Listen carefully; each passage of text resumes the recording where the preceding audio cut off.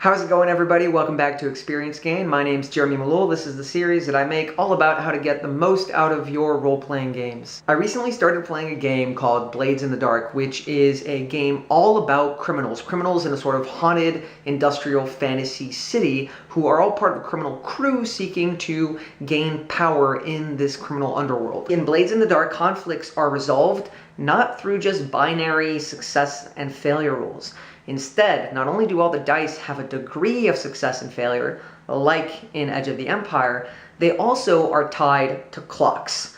No, not regular normal clocks, these are progress clocks. And the progress clocks, as the name indicates, represents the progress the players are making to complete a skill challenge. I'll explain how progress clocks work, but first, what are skill challenges? Well, skill challenges are obstacles that you place in front of your players, and they can represent a wide variety of obstacles, whether it's escaping from a collapsing temple, or navigating a harsh wilderness, or mounting an investigation in an urban area to find the murderer of a beloved NPC. And the way that your players complete or succeed in the skill challenges is by making a series of rolls based off the actions they take, just like any role-playing game, and getting enough successes before they reach a certain number of failures. So that's how skill challenges works. And the Blades in the Dark system just represents the skill challenges with a clocks system.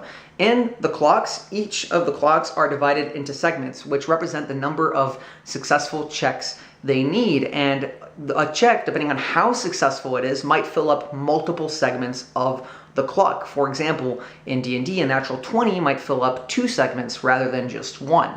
If the clock is filled up, whatever the clock represented is resolved. So, for example, in our murderer situation, again, you might have 2 clocks, one for failed checks, one for successful checks. If the successful checks of the investigation fills up first, the players find the murderer. If the murderer manages to get enough failures out of the party first, they escape.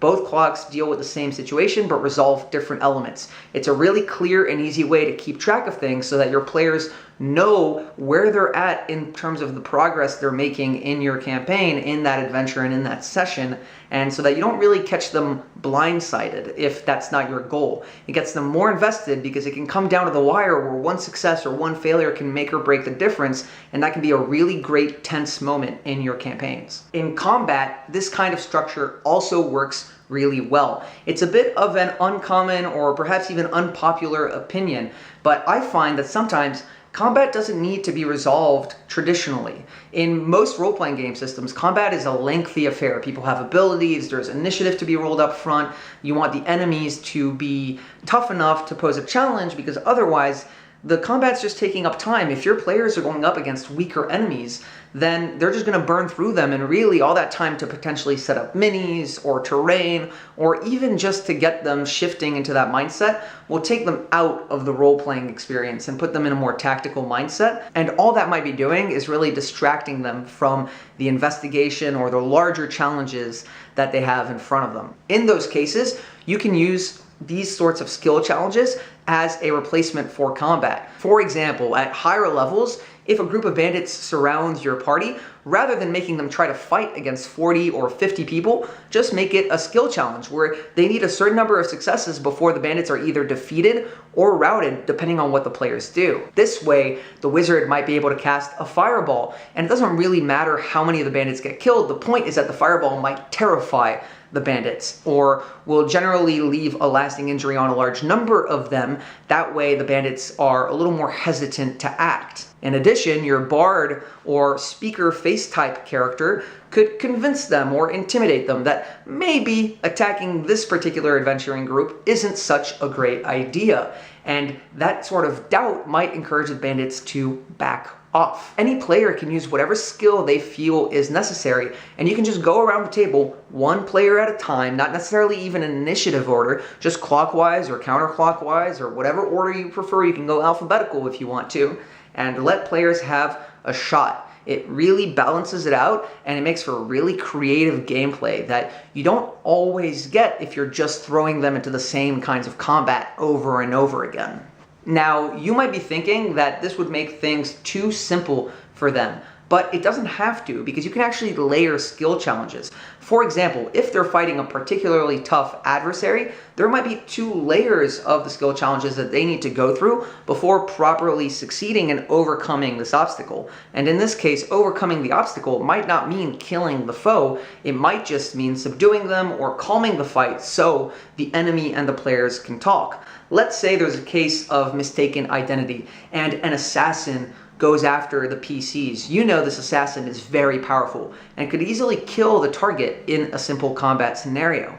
But by making it a skill challenge type of situation, you give the players the flexibility to use different skills, to use their stealth, their skullduggery, their acrobatics to move and dodge out of their way, their charm or persuasion to try to encourage the assassin to take a second and convince them that they've got the wrong person. And once they succeed on that first wheel, perhaps the assassin relents a little bit, starts to slow down, isn't gunning for that player character's life. Every failed check in this situation can be one more attack the assassin can make either against their target or a member of the party. Then, once the first skill challenge is completed, you can throw the next one on. The assassin now is no longer as quick to act, but they're still going after you, so now you need to trap them or figure out a way to create firm separation between you and the assassin. And so the next skill challenge is getting them in a place where they're forced to stop and really listen to what you're saying. You should think about it like phases in a boss fight, where when you first fight the boss, they're on land fighting you normally. Then after you beat the first set of skill challenges, they fly into the sky, unlocking a new set of abilities and skills, requiring your players to use different abilities to succeed in this part of the encounter. Once more, once they get that, the boss comes back to the ground, this time in a frenzy, in a rage. Things are at their most difficult, and if they finally complete this third layer, the party wins victorious. This is a really fast, simplified take on how to do skill challenges, but I encourage you to give it a shot. It adds a lot of narrative opportunities to your games and makes the structure a little more flexible while still giving it a sort of defined manner of play, and help the players understand how much progress they're making in accomplishing their goals there. Alright, I wanted to try making a quicker video. Let me know what you think about this rule set. Let me know if you've played Blades in the Dark and if you like this idea and if you end up using it in your home game. Again, I'm Jeremy Malul. This has been Experience Gain. I'm making a new video every Friday. Thanks for watching, and hopefully I'll catch you next time.